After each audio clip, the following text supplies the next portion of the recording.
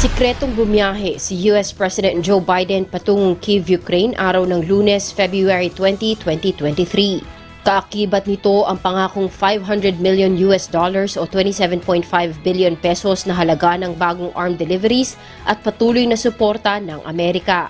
Nakapaloob dito ang artillery ammunition, howitzers at Javelin anti-tank missiles.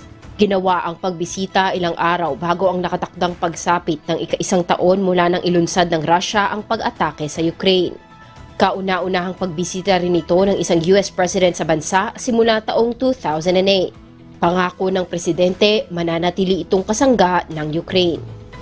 Samantala, hindi pangkaraniwan ang ginawang paglilingid sa pagbisita sa Kyiv ng American Chief Executive. Madaling araw ng Linggo, February 19, nang umalis ito sa Washington sa pamamagitan ng eroplano at lumapag sa Poland ng gabi. Inihatid ito sa train platform at agad na sumakay para sa 10-hour overnight service sa Kyiv. Ayon kay National Security Advisor Jake Sullivan, ipinaalam ng Washington sa Russia ang biyahe ilang oras bago ang kanyang departure para sa deconfliction purposes. Kinilala naman ni Ukrainian President Volodymyr Zelensky ang pagbisita ni President Biden bilang pangunahing senyales ng suporta. Isa ang Amerika sa pinakamalaking kaalyado ng Ukraine at nasa $24.9 billion na halaga na ng military assistance ang naikomit ng Washington sa Kyiv batay sa US State Department. Kat Maraos, UNTV News and Rescue.